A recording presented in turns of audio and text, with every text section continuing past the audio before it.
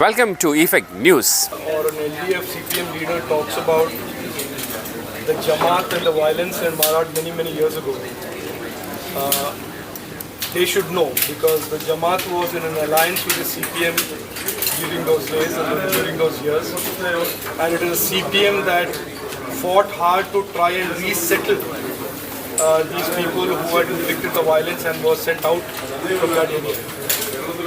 But beyond that, there is a message in this, which is the point that we are going to make during this campaign, which is that the growing influence of parties and organizations like the Jamaat and the formalized alliances that ISLAMI is having with political parties like Indian Union Muslim League, which are in effect controlling the Congress, are a matter of concern for every Malayali. This is very dangerous because, and we have flagged this for many months, because Islami is not any normal run-of-the-mill organization. Please understand, and I am not doing this to create alarm or create any controversy. This is the same Islami that is across the border in Bangladesh reaching Hindus. This is the same Islami that has proclaimed very clearly that they want to establish an Islamic state and a Sharia state in India. This is the same Islami that says that we do not believe in secularism and a secular republic. So to have such an organization formally be part of a political alliance with the Congress party and the Indian Union Muslim League is very disturbing, to say the least. And if they are formally going to be influencing the outcome of elections, as they did in many cases in the local body election, it is extremely dangerous for the future of Kerala. And I am not doing this to just create alarm bells or ring alarm bells, but it is very pertinent to note that neither the Indian Union Muslim League nor the Islami during these local body election campaign time have said one word about the development of Kerala or the future of our children. All they speak about is secularism and create a false propaganda about the BJP and the NDA to fear-monger amongst their community. And that, in my opinion, is very dangerous for the future of Kerala. The Jamaat leader yesterday during the press, he stated that no matter what, even the CPM and the Congress in Kerala should come together if they see a chance of BJP winning, including talking about Tirunelveli Corporation, that they must come together. Look, I think the people of Kerala, and in particular people those who don't believe in Jamaat and their type of radical politics, are listening. They are the ones to decide whether they should allow organizations like Jamaat to control the fate of Kerala, to control the future of Kerala, and control the future of the younger generations of Malayalis. We have a view on it. We do not believe organizations like Islami should decide the outcome, decide the future of Kerala. We do not think Islami or the SDPI should decide what is secularism. It is for the constitution and the people of Kerala, every Malayali, to decide. So certainly we have our view, but it is most important that Malayalis in these elections in Assembly 2026 decide whether they want to encourage the growing presence of dangerous organizations, anti-state, anti-national organizations like the Jamaat, who in turn are effectively controlling the Muslim League and the Congress. So you are very senior left leader joined BJP. So can we expect more downvotes from the other parties? No, I don't know if you. I don't know how many people will join, but we have said all along that everybody in Kerala today who is disappointed by and disillusioned by the last 65 years of CPM Congress politics and believes in Vikasita Kerala and wants to work hard to create a better future for Kerala is welcome in our party and in our NDA. So despite the election setback, CM has reportedly set a target to 110 seats. No, that's fine. The captain of the Titanic also wanted to launch a new ship, so that's fine. Now, what would be the BJP's realistic target for the next assembly election? The BJP's, as I said, our goal is very clear. Our goal is very clear, has been very clear from day one. We want to change the political discourse in Kerala. We want to change the political culture in Kerala. We want to change it from these vivadams, these fear-mongering, to real, accurate proper discussions and debate about development and the future of Kerala.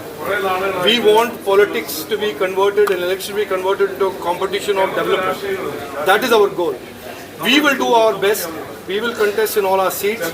We will contest in all 140 seats as NDA, and it is up to the people of Kerala to decide who they want to give an opportunity to govern Kerala and take Kerala into the future. Recently, the head of the last state president had a clear number in his head. He said 36 to 40. So do you have any count like that for The current president does not have a clear number in his head. Recently, the Orthodox head in Kottayam on last week made a very strong remark about the attack against Christians, and BJP is also reaching out to Christians. Is it working? Let me just tell you one. Let me tell you without any ambiguity. We are, as a party, as a coalition, as an NDA coalition, 100,000% against anybody who tries to do crime or harm against any minority community person anywhere in the country. Let there be absolutely no ambiguity. Our government in the center, our party as BJP is 100% against anybody, and we will oppose anybody from wherever they are who tries and takes law into their own hand and tries to commit harm or crime against any minority anywhere in the country. But neither Prime Minister nor Home Minister has said anything even after all these attacks took place in the country. You asked me, I can say for myself and I can say for our party what our stand is. You will, if you want an opinion about the Prime Minister, please feel free to ask for an appointment with him and ask him. Sir, also Vellapalli, he was complaining that the Devik is coming Indian aid schools. Look, I personally know Vellapalli Nateshanji for many years, and I have a great deal of respect for him. He is a very respected leader of a very strong community, Yuva community in Kerala. He is within his right to speak about every issue that he believes impacts his community and his people. So while people may have differing opinions about Vellapalli Nateshanji as an individual, I respect him, and I say to everybody, regardless of what your opinion about Vellapalli is, he has a right to talk about concerns about his community. And I would suggest, and I think it is important in these elections, that we look closely and understand what he is saying. He is saying that his community is being disadvantaged. Other communities are getting more colleges, more schools. Other community is getting more economic power.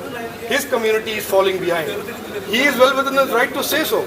And it is for us to decide how come after 70 years of independence in Kerala there are still many communities that are still living like this, without opportunities in education, without opportunities in jobs, without opportunities in health and medical care, without homes. So this is what we should debate and discuss during the election, and not allow ISLAMI and Indian Union Muslim League and the Congress to hijack the agenda of the election with a fake narrative of secularism and whatever else that they brought out. You suspect an underlying connection between the Muslim League and the Jamaat? 100%, I don't suspect it. I know it for a fact that in the local body elections, the Indian Union Muslim League and the ISLAMI have come together to try and defeat NDA candidates in many places, including Kodungalur. Thank you, sir. Guys, ready? Ready. Ask us. So Touch has written an article on Call and saying that the decision to ban Bangladesh player Mustafizur Rahman from the IPL was illogical. Who was it? Tarush. So can you please Don't reduce me to a level where I have to now comment on everything that Tarush says. No, look, I think what is happening in Bangladesh is not something that is not something that is something just to brush past and put under the carpet. This is a very serious issue. A country that was still very recently an orderly functioning democracy, a country where everybody had rights, including the minority Hindus in that country and Christians, is suddenly becoming a hellhole and a nightmare for anybody who is not a Muslim. And it is being spearheaded by organizations like ISLAMI that are also present in India and are actively trying to pretend that they are not the ISLAMI. So look, lynching of Hindus lynching of minorities, threatening and intimidation of Christians and Hindus in Bangladesh is certainly not something that is acceptable or par for the course.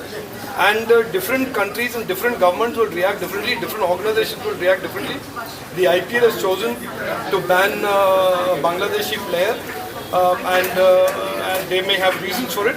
And I have certainly nobody without the facts to pass judgment on why the IPL did it and why the IPL did not do it. So I think I'm not in the business of writing articles full time. I know what I read and write, and from that I can clearly make out that it is extremely dangerous what is happening in Bangladesh, not just for the people of Bangladesh, not just for the minorities of Bangladesh, but also for people who live next to Bangladesh, which happens to be India.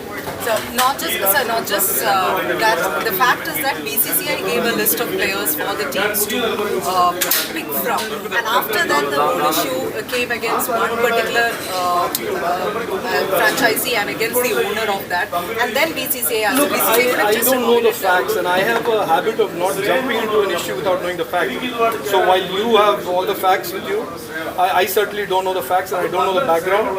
And all I can say is, if I was in the position that I could have, I wish I was, and I could take a decision that would inflict some pain on Bangladesh for what they were doing, I would certainly inflict some pain on Bangladesh, because what they're doing is absolutely anti-human, anti-humankind, anti-humanity, and it's certainly the cruelest type of state that is being run there, where minorities who have lived there for hundreds and thousands of years have suddenly to fear for their lives and fear to being lynched. That is certainly not acceptable, and if I had an option of inflicting some pain on Bangladesh, I certainly would. Thank you, sir. Thank you for watching